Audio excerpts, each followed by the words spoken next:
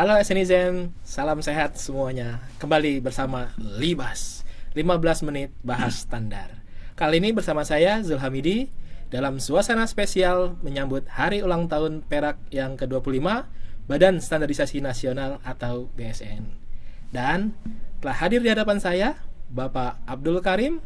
Beliau adalah sekretaris dari Asosiasi Perusahaan Alat dan Mesin Pertanian Indonesia atau yang disingkat Alsintani. Selain itu, beliau juga adalah anggota dari Komite Teknis 21-02 Alat dan Perkakas serta aktif terlibat dalam perumusan alat dan mesin pertanian yang dilaksanakan di berbagai macam komite teknis perumusan lainnya. Betul ya, Pak Karim ya? Betul. Baik, Bapak Abdul Karim sangat dikenal di kalangan pelaku usaha alat dan mesin pertanian. Kabarnya Bapak sudah lama aktif dalam perumusan SNI ya Bapak? Yeah. Nah, SNIZEN pengen tahu nih Bapak, sejak kapan nih Bapak mulai aktif dalam perumusan SNI? Kenapa sih Pak Bapak banyak meluangkan waktu, tenaga dan pikiran untuk mengembangkan SNI ini? Kira-kira kesan apa nih Pak yang paling mendalam terkait ikut aktif dalam perumusan SNI alat dan mesin pertanian ini Pak?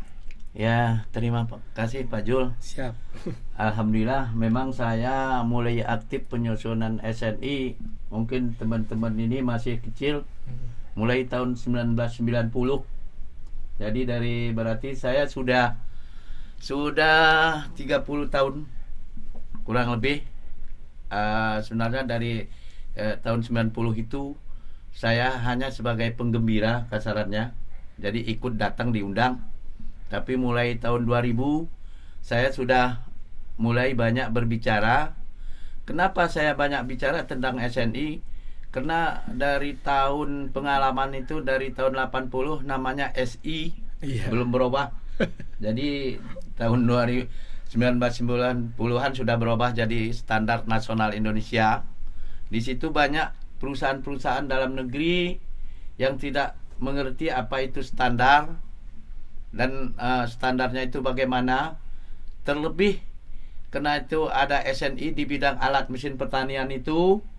Karena awalnya saya itu memang bergerak di bidang alat mesin pertanian. Sebelum saya duduk sebagai sekretaris Alsintani, saya bekerja di salah satu perusahaan di alat mesin pertanian, yaitu di traktor roda 2, yang mana dulunya ada PT Ota Pribadi. Itu masih kita impor. Jadi tahun 80-an itu masih banyak impor. Tapi tahun 90-an itu sudah berkembang alat dan mesin pertanian, terutama traktor roda 4. Ada beberapa perusahaan, yaitu PT Agrindo di Surabaya, CP Karya Hidup Sentosa di Yogyakarta, terus ada PT Yamindo di Parusuruan. Mungkin teman-teman dari BSN udah tahu itu perusahaan-perusahaan itu. Dan ada yang lain-lain, karena yang lain itu banyakkan impor. Jadi dari awal memang yang membuat traktor roda 2 itu 3 besar itu. Dan tahun 83 krisis ya, sebelum kita reformasi, itu ada kerjasama dengan sudah diizinkan kita perdagangan bebas dengan China. Kenapa? Karena waktu itu kita tidak munafik. Importer dalam negeri sudah mulai kerjasama dengan industri China, di mana karena tahun 85 kita sudah swasembada pangan. Waktu itu Menteri Pertanian Pak Widodo, itu Pak Presiden kita masih Pak Harto. Kita sudah swasembada pangan. Dengan hari kerja keras asosiasi dan produsen di dalam negeri, akhirnya importer itu mulai menyerah. Kenapa menyerah?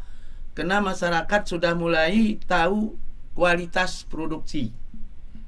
Jadi kualitas industri dalam negeri sudah dipercaya oleh masyarakat tani. Namun sayangnya waktu itu belum ada LKPP. Jadi pemerintah tetap membeli harga yang termurah walaupun kualitas tidak memadai. Mungkin itu saja untuk pertama, Pak Amdi. Baik, Pak. Nah, lanjut ke sekarang kita ke Asosiasi Al-Sintani nih, Bapak. Ya. Seperti kita ketahui bahwa Al-Sintani ini kan merupakan asosiasi perusahaan alat dan mesin pertanian Indonesia. Nah, kira-kira nih Bapak, anggotanya itu ada berapa dan tersebar di mana saja anggotanya?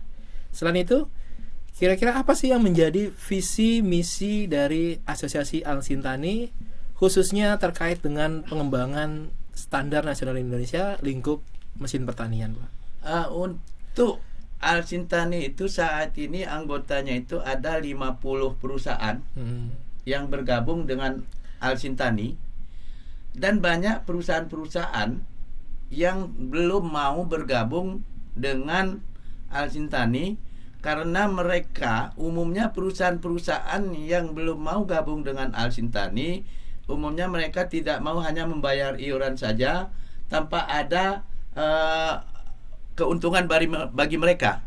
Contohnya umpamanya pasar. Jadi ini yang utama. Tapi perusahaan yang masuk anggota Al-Sintani sekarang ini mereka tidak ada berpikir untuk pasar mereka dulu. Tapi bagaimana mereka itu berkumpul untuk membangun industri dalam negeri.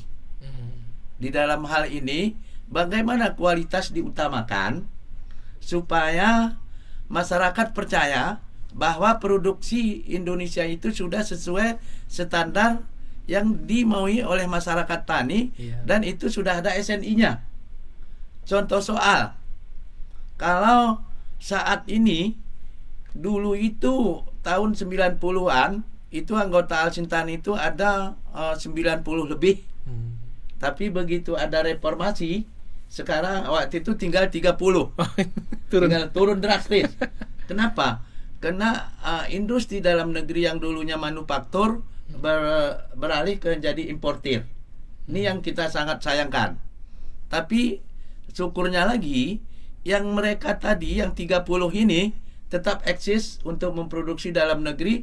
Ternyata saat ini mereka sudah dikenal oleh masyarakat banyak, dan pemerintah pun sudah tahu kualitas itu lebih baik daripada importir. Alhamdulillah. Jadi itu yang sangat saya banggakan.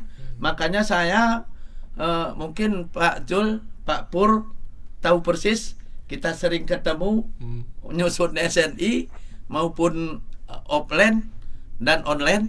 Ya kita ketemunya di situ.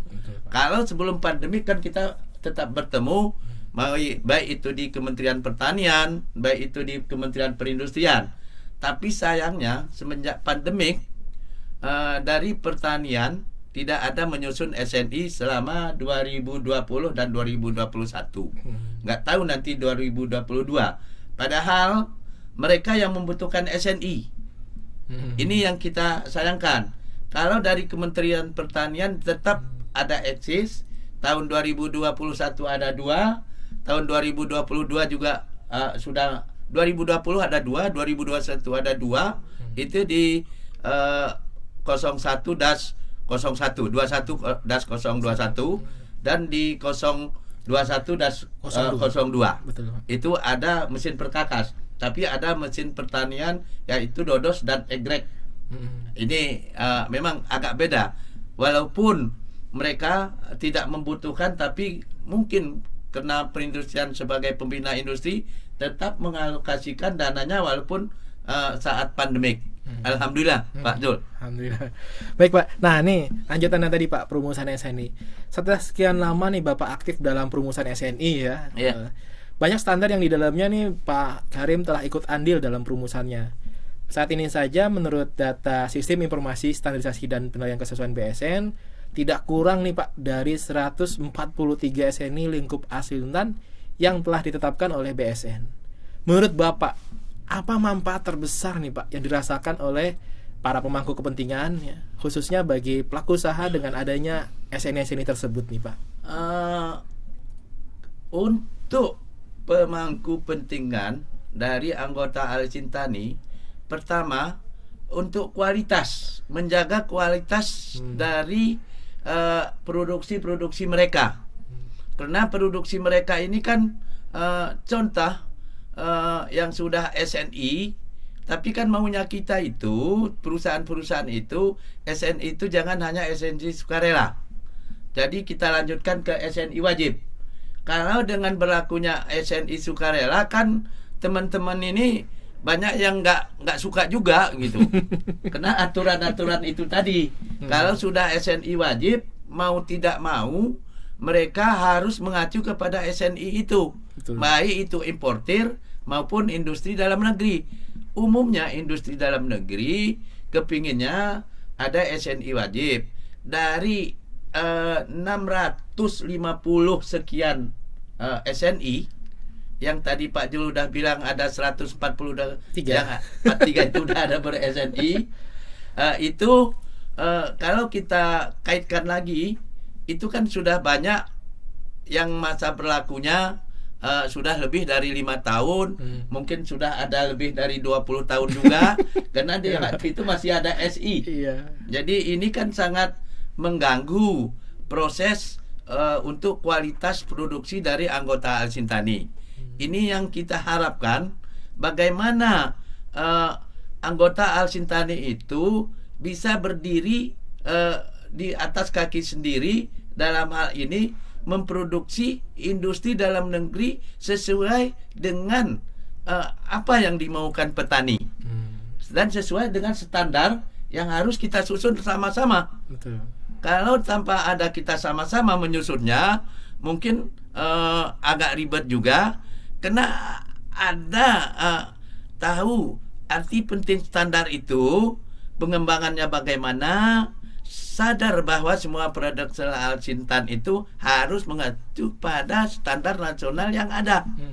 Cara penentuan standarnya bagaimana, terus cara mengajukan usulannya bagaimana. Sebenarnya kan kalau kita dari asosiasi untuk setiap tahun itu diminta dari Kementerian Perindustrian maupun Kementerian Pertanian yang mau di SNI-kan apa. Kita info kepada teman-teman pengusaha itu yang harus SNI-kan dan ini gitu Pak. Tapi sesudah kita ajukan beberapa merek, beberapa produsen ternyata yang diajukan itu lain lagi. Ya kita ya diam aja. Itu juga kita udah bersyukur karena sudah difasilitasin oleh kementerian tersebut gitu. Cuman yang kita sayangkan tadi, maunya kita itu kan yang belum ada SNI-nya itulah kita ajukan dulu. Betul. Kalau yang sudah ada SNI-nya kan itu diperbaharui ya. Jadi direvitalisasi, mungkin kita itu dikaji ulang.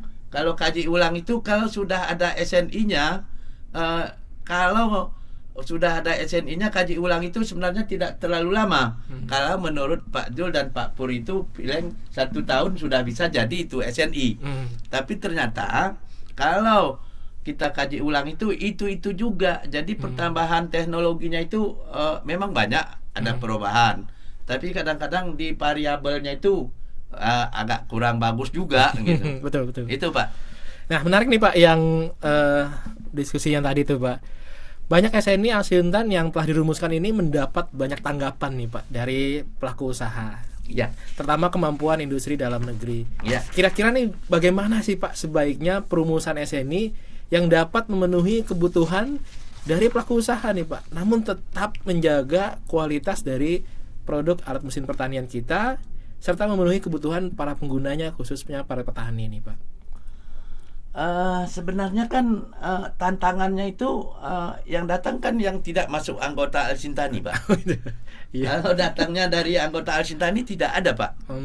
Justru teman-teman yang anggota Al-Sintani itu sekarang ini sudah tahu standar. Sudah 1 tahun sudah mengerti apa itu sebenarnya standar. SNI itu apa? Kan mereka itu umumnya yang tidak mau tahu itu dari importir kebanyakan Pak ya. Jadi importir ini mengacu kepada teman-teman supaya kalau ada partnernya di perusahaan anggota Al-Sintani, jangan dulu deh standarnya diperlakukan. Kenapa? Karena teman-teman dari importer itu kalau sudah diberlakukan standar nasional, tentu dia agak repot juga. Walaupun masih sukarela. Apalagi nanti kalau sudah kita ajukan wajib. Betul. Ya, kenapa? Kenapa dalam hal ini dari 650 jenis alsin yang harus di SNI-kan, yang sudah ada SNI-nya 143, itu baru ada SNI wajib 1 untuk alat mesin pertanian. Betul. Mungkin mereka sudah terasa. Itu Permen nomor 25 tahun 2020 yang sudah berlaku mulai September 2021. Itu mulai udah importer itu udah mulai kelimpungan. Dengan hal ini yang kita harapkan.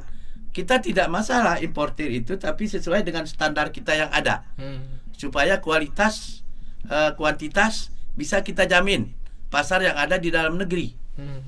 Ini Pak, Pak Jul. Menarik Pak nih Pak. Nah, menyambung yang tadi nih Pak, kita bicara dengan kemampuan industri dalam negeri. Kita tahu nih Pak, pada tahun 2019 ya telah disahkan undang-undang baru nih Pak, Undang-Undang Nomor 22 tentang sistem budidaya pertanian berkelanjutan. Ada pasalnya nih Pak, pasal 66 berbunyi sarana budidaya pertanian. Salah satunya adalah alat dan mesin pertanian itu harus memenuhi persyaratan keamanan dan standar mutu. Salah satunya adalah SNI. Nah, bagaimana nih pandangan Bapak terhadap implementasi dari amanat undang-undang tersebut nih Pak? Dan bisa dijelaskan juga kesiapan dari pelaku usaha nih Pak dalam memenuhi amanat Undang-Undang Nomor 22 tahun 2019 tersebut.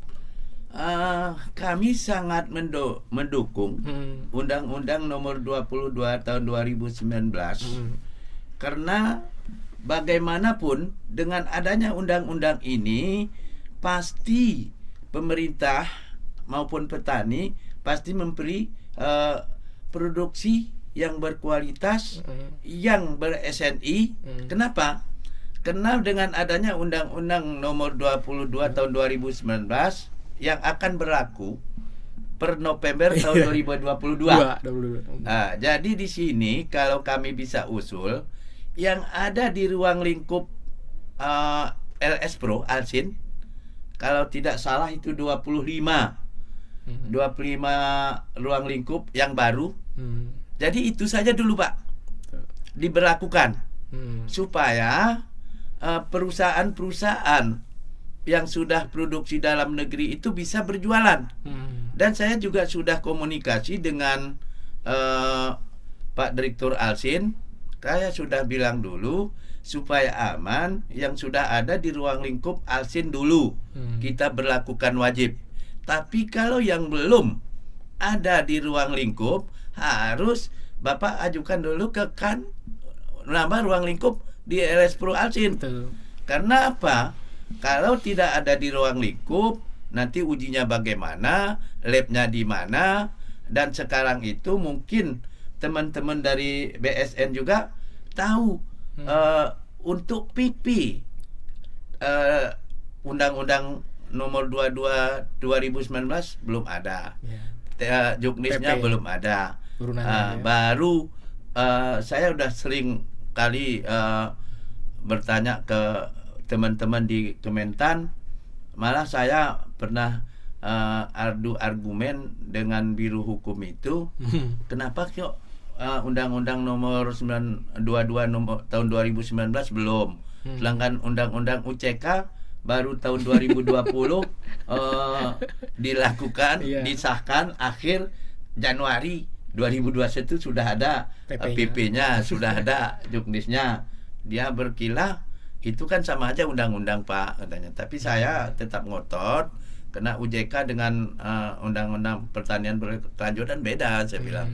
Tapi mereka ya habis itu saya tidak pernah diundang lagi untuk ikut membahas PP maupun juknis. Tapi saya tidak masalah. Yang penting kan saya tahu mereka lagi berusaha untuk melaksanakan, untuk mengerjakan PP dan juknis. Tapi kan kita tahu kalau PP itu mungkin bisa cepat, Tapi kalau untuk Juknis kan harus ke Menkumham dulu. Betul. Sekarang tidak bisa langsung ditandatangan oleh menteri. Jadi kalau bolak-balik Juknisnya itu bisa, kalau November saya yakin belum kelar gitu kan.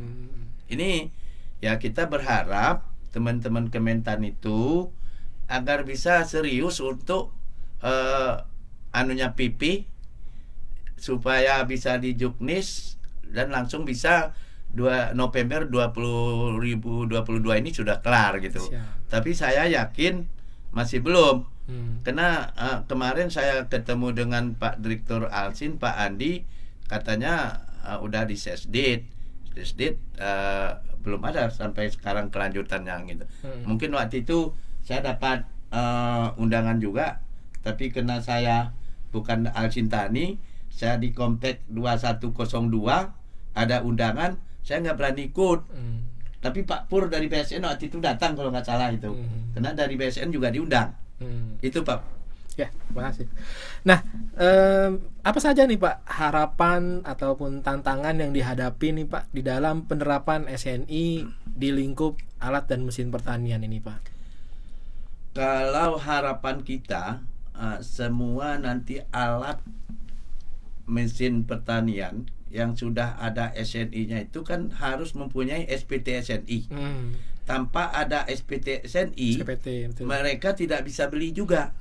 Makanya hal ini tadilah saya bilang Pak Jul, kalau sudah ada SPT SNI-nya di ruang lingkup, yang 25 unit SNI yang sudah ada, itu yang kita dulukan. Tapi kalau yang belum, jangan kita paksakan. Jadi mungkin nanti Alsin Tani akan ngirim surat ke Kementerian Pertanian, juga ke BSN. Tadi bukan tembusan. Jadi supaya BSN tahu bahwa Alsin Tani mengajukan surat ke BSN yang ada di ruang lingkup LS Pro Alsin yang baru bisa diberlakukan untuk SNI wajib. Dan itu wajib hukumnya sesuai dengan pasal 66. Betul. Di Undang-Undang nomor 22 tahun 2019. Jadi nanti kami akan ajukan surat ke sini supaya teman-teman juga BSN tahu asosiasinya mengajukan kena ada baru 25 ruang lingkup ini dulu. Betul. Nanti kan bertahap. Kalau ke menterinya juga nanti saya akan kirim juga ke Kementerian Pertanian supaya bisa, itu kan tidak saya bilang nanti di 25 ruang lingkup. Bagaimana supaya PP-nya dan Juknisnya bisa cepat keluar supaya perusahaan anggota Alsin Tani bisa jualan, Kementerian Pertanian juga bisa beli. Ini persoalannya Pak Jul. Ya, makasih Pak. Nah, ini terakhir nih Pak. Dalam rangka hari ulang tahun Perak yang ke-25 ini nih Pak. Apa sih nih Pak harapan Bapak, masukan Bapak terhadap peran BSN nih Pak untuk apa ya, bangsa Indonesia khususnya nih Pak di ulang tahun Perak ini nih Pak? Ini sekaligus ucapan. Kami sangat terima kasih karena BSN selama ini sudah mendukung semua standar untuk alat mesin pertanian, apalagi di ulang tahun Perak ya Pak. Iya. Berarti sudah 25 tahun ya. Betul. 25 tahun. Saya ingat dulu masih ada Pak Halim dari BSN, itu mungkin sudah pensiun. Saya lupa nama-nama teman-teman itu sudah karena dari tahun 90-an sudah ikut. Mereka sangat konsisten dan mereka setiap ada undangan membahas SNI, baik itu di Kementerian Pertanian, baik itu di Kementerian Perindustrian. Waktu itu saya juga ada ikut Komtek di Kementerian SDM. Karena waktu itu ada mau dipakai untuk gas di traktor tangan maupun di power thresher. Ini waktu itu tetap kita support. Kami sangat bangga, sangat senang karena di usianya yang sudah 25 tahun ini BSN tetap eksis untuk mengurus, untuk menyusun SSI di bidang Alsin. Dan kami sangat apresiasi itu Pak. Jadi kami sangat suka dan saya banyak teman-teman di sini. Jadi kita sering tatap muka dan sering bercanda Walaupun di dalam konteks itu kita bersetegang, tapi itu kan biasa. Tapi habis dari situ kita udah teman. Kalau kita lihat di mana-mana pun, kalau kita dalam rapat bersih tegang nggak masalah, tapi kalau sudah di luar rapat sudah jadi teman, itu hal biasa. Kami dalam hal ini sesudah adanya nanti Pak, karena ini sudah ada di ruang lingkup 25